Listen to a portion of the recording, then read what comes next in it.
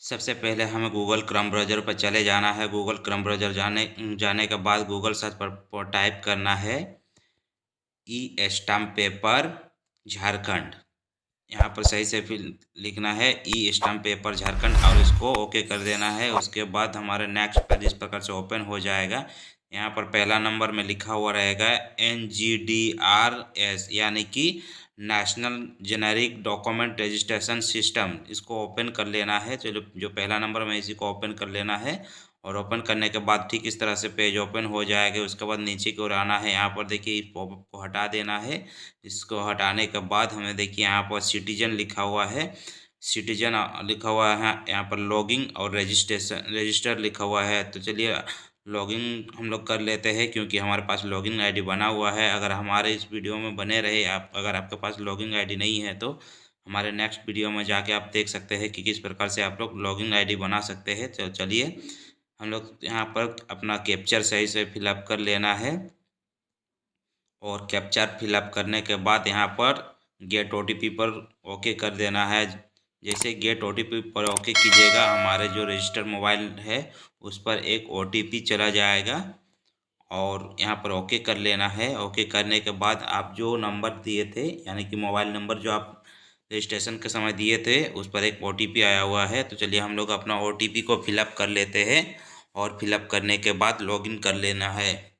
जैसे ही लॉगिन कर लेते हैं हमारा नेक्स्ट पेज इस प्रकार से ओपन हो जाता है और ओपन होने के बाद यहाँ आपको देखिए हमारा नेक्स्ट पेज ओपन हो चुका है। वहाँ पर देखिए नीचे की ओर काफ़ी सारा यानी कि ऑफिस का नाम दिया हुआ है। तो आप जिस किसी भी स्टेट से हो आप लोग इस प्रकार से बना सकते हो। तो ये देखिए बहुत सारा ऑफिस का नाम दिया हुआ है। जैसे कि जमशेदपुर से हम बिलोंग करते हैं तो हम लोग जमशेदपुर में बिलोंग करने के बाद देखिए होम है, डॉक्यूमेंट एंट्री है, ई सर्च है, फीस है। उसके बाद बहुत सारा ऐसा ऑप्शन है तो हम लोग को कुछ नहीं करना है। यहाँ पर आपको मैं लाइव प्रूफ करके दिखाने वाला हूँ कि आप लोग एफिडेविट पेपर किस प्रकार से बना सकते हैं।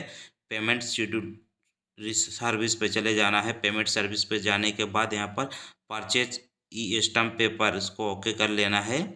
जैसे ही हम लोग की इसको ओके कर लेते हैं नेक्स्ट पेज हमारा इस प्रकार से ओपन हो जाता है। उसके बाद यहाँ पर पर्पज ऑफ पेमेंट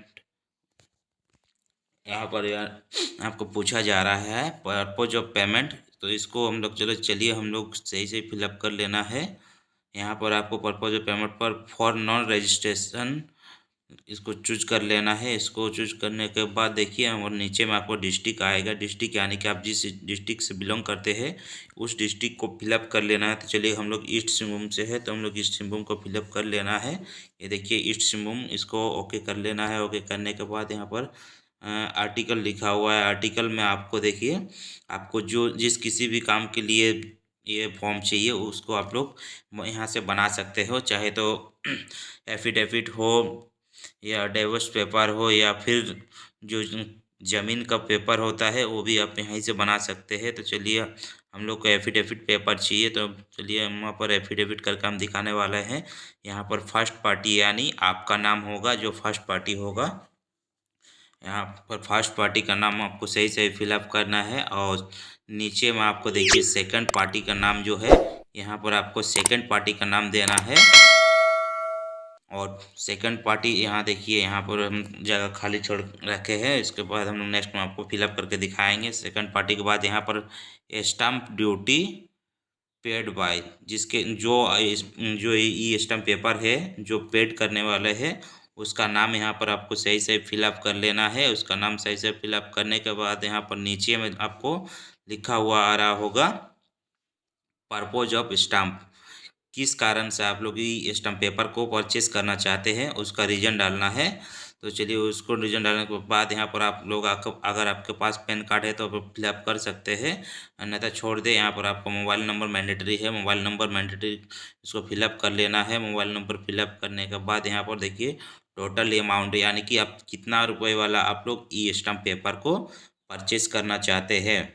चलिए आप अगर आप 10 रुपये 20 रुपये या 50 रुपये जो भी अमाउंट है तो हम लोग 10 रुपये वाला ई स्टाम्प पेपर को परचेस करना चाहते हैं। इसको 10 रुपये वाला पेपर को परचेस करने के लिए देखिए उसके बाद परसूट बाय पे के बाद यहाँ पर देखिए पे नाउ का ऑप्शन आएगा, उसको ओके कर लेना है। पे नाउ का जो ऑप्शन है उसको ओके करने के बाद हमारे देखिए इस तरह का पेज ओपन हो जाएगा।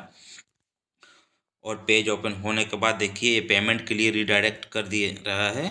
तो इसके लिए पेमेंट के लिए हमें यहाँ चेक बॉक्स पर चेक कर ओके कर लेना है, आई एग्री पर। उसके बाद देखिए ओके कर देना है। नीचे में आपको एक रेड कलर में ओके बटन है, यानी कि ओके का जो बटन है उसको ओके कर देना है। यहाँ पर आपको लॉगिन आईडी, पासवर्ड और कैप्चा डाल के आपको फिलअप करके पेमेंट कर देना है। चलिए हम लोग लॉगिन आईडी और पासवर्ड बना चुके हैं पहले ही। अगर आप लोग इस लॉगिन आईडी पासवर्ड बनाना चाहते हैं, हमारे नेक्स्ट वीडियो में आके आप लोग देख सकते हैं। तो चलिए यहाँ पर हम लोग अपने कैप्चर को फिलअप कर लेते हैं। पिक्चर फिलअप करने के बाद परसूट पर क्लिक कर देना है। परसूट पर क्लिक करने के बाद हमारा जो पेमेंट के लिए दूसरा पेज है वो ओपन हो जाएगा। यहाँ पर हम लोग SBI को चूज करते हैं।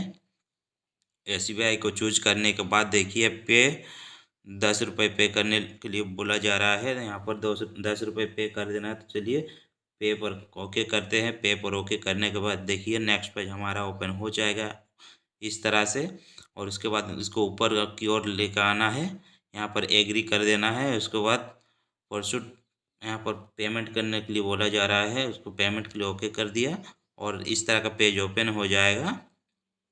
पेज ओपन होने के बाद देखिए यहाँ पर internet, debit card, UPI, wallet. तो चलिए UPI को चूज कर लेना है। UPI को चूज करने के बाद QR को चूज करना है। उसके बाद पे नाउ कर देना है। तो उसके बाद इस तरह से आपको QR कोड एक जनरेट हो जाएगा। उस पर आप लोग गूगल पे, फ़ोन पे या फिर किसी भी चीज़ से आप लोग पेमेंट करने के बाद इसको ओके कर देना है। और पेमेंट करने के बाद ये पेज ऑटोमेटिक रिडायरेक्ट कर देगा। उसके बाद देखिए ये स्टाम्प लिखा हुआ है, प्रिंट है। तो ये स्टाम्प पेपर को हम लोग डाउनलोड कर लिए हैं और इसको ओपन कर लेते हैं। ओपन करने के बाद देखिए ठीक इस तरह से आपको ई स्टाम्प पेपर बन जाएगा। तब तक के लिए हमारा इस वीडियो को लाइक, कमेंट और सब्सक्राइब करना ना भूलें। और किसी भी काम के लिए आप लोग यूज कर सकते हैं। थैंक यू, धन्यवाद।